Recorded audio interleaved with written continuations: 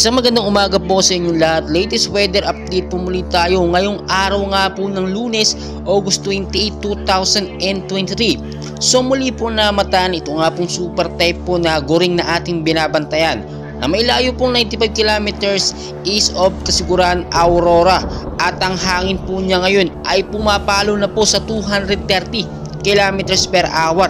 Malapit pa rin po yan sa sentro, no? At ang bugsupi pumapalo naman sa 255 kilometers per hour pa southwestward po na may kilos po na 10 kilometers per hour. Mabagal po ang pagkilos niya at makikita niyo po sa ating pinaka live radar, no? Yung direction po nitong si Super Typhoon Goring. Makikita niyo mabuti. Tinumbok niya po mismo ang area po nitong Central Luzon. At talagang nakita natin, no, malakas ang sirkulasyon niya.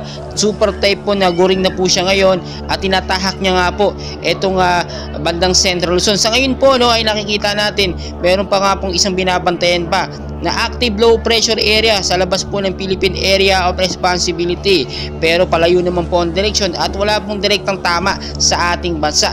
Ito po ang pinakamata, ito nga pong si Super Typhoon Goring, no, 230 kilometers per hour at posible pa po yan lumakas sa paglipas lamang po ng ilang mga oras. So ngayon po talagang mag-ready po tayo dahil expected po natin ang malakas po na pag-ulan na may kasamang pagkulog, malakas na hangin at lalo na po yung bugso niya. Dahil kung makikita nyo ngayon talaga pinagre-ready tayo, no, pinaghahanda tayo dahil syempre sa ilang bahagi po ng Metro Manila hindi pa naman nararanasan directly ang hagupit nga po nitong si Bagyong Goring. Sa ngayon po maging I'm ready po tayo sa mga posibilidad na mangyari. I-ready na po natin ngayon pa lamang po ang ating mga typhoon kit, i-charge natin ang ating mga phone kapag ka nagkaroon ng malakas na pag-uulan, may kasama po yung hangin, ine-expect po natin yan, no.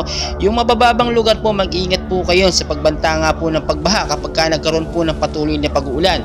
Lalong-lalo din po sa matataas na lugar, mag-ingat po kayo sa banta po ng landslide kapag ka nagkaroon po ng patuloy na pag-uulan, lalambot ang lupa at posible po magkaroon ng landslide. Maging ayon ready po tayo sa bawat oras dahil meron po tayong banta ng super typhoon dito. Hindi po natin pwede itong baliwalain dahil isang beses na o nakaraan na naranasan na po natin kung gaano kalakas ang hagupit ng isang super typhoon. Medyo malayo pa yon sa ating bansa. Eto, dikit na dikit nga po sa ating Central Luzon at nakikita nyo naman sa pinaka live data natin, no, na talagang dikit na dikit siya. Sa ngayon, ine-expect po natin next week pa ang pag-alis or paglayo nitong bagyo sa ating Philippine Area of Responsibility. Patuloy ko po kayong update and please huwag nyo kalimutan mag-like and subscribe for more weather updates. Maraming salamat po.